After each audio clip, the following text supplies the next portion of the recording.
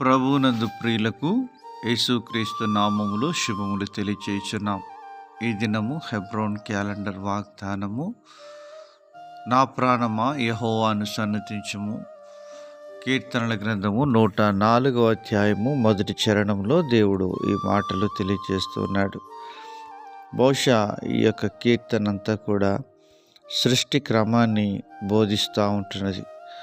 దేవుడు ఆదికాండం 1వ అధ్యాయంలో సృష్టి అంతటినీ చేసి ఆయన విశ్రమించి నెమ్మదిగా కూర్చోలేదు, కానీ ఎప్పటికప్పుడు ఈ సృష్టి యొక్క క్రమాన్ని నూతనపరుస్తూ వచ్చినట్లుగా మనం చూడగలుగుతున్నాం. ప్రియమైనటువంటి దేవుని ప్రజలారా, యేసుక్రీస్తు ప్రభువారు మనందరికీ ఆయన సమస్తమును సమకూర్చి జరిగిస్తూ ఉంటున్నాడు. ఆయన మహాత్య ప్రభావం గురించి కీర్తనకారుడు దావీదు ఈ అధ్యాయంలో తెలియజేస్తూ ఉంటున్నాడు. ఆయన శక్తి, సార్వభౌమాధికారాన్ని గురించి ఈ కీర్తనలు వర్ణిస్తున్నాడు. దావీదు తన జీవితంలో తన కొరకు ఏది ఈ కీర్తనలో అడగడం లేదు, కానీ తన హృదయపూర్వకంగా దేవుని స్తుతించి ఆరాధించి ఘనపరిచేవాడుగా ఉంటున్నాడు. తన స్తుతి ఆరాధనలన్నీ కూడా ప్రభువుకి చెందాలని ఆయన ఆరాధిస్తూ ఉంటున్నాడు. 104వ కీర్తన 2వ చరణంలో అంటున్నాడు, వస్త్రం వలె వెలుగును నీవు కప్పుకొని ఉన్నావు, తెరను పరిచినట్టు ఆకాశ విశాలమును నీవు పరిచి ఉన్నావు అని మాట్లాడుతున్నాడు.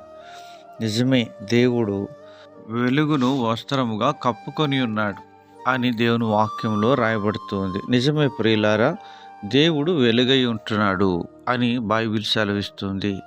యోహాను సువార్త 8వ అధ్యాయం 12వ వచనంలో ప్రభు సెలవిచ్చారు, నేను లోకమునకు వెలుగును, నన్ను వెంబడించువాడు చీకటిలో నడవక జీవపు వెలుగు కలిగి ఉండునని ప్రభు సెలవిచ్చి ఉంటున్నారు. ప్రియమైనటువంటి దేవుని ప్రజలారా, ఒకప్పుడు మనము చీకటిగా ఉంటుమి, ఎఫెసీ 5:8 ప్రకారం. ఇప్పుడు ప్రభునందు మనం వెలుగై ఉంటున్నాము అనగా మన యొక్క ఆధ్యాత్మికమైన జీవితంలో మరణంలో నుండి జీవములోనికి దేవుడు మనల్ని దాటించి ఉంటున్నాడు.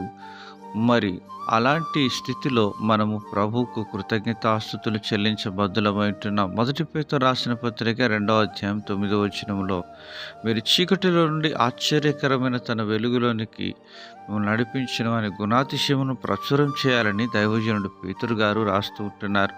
అలాగున వెలుగు మయముగా చేయబడిన మన జీవితంలో ఆ వెలుగైన దేవుడిని సదాకాలం కీర్తించి మహిమపరచుదుముగాక.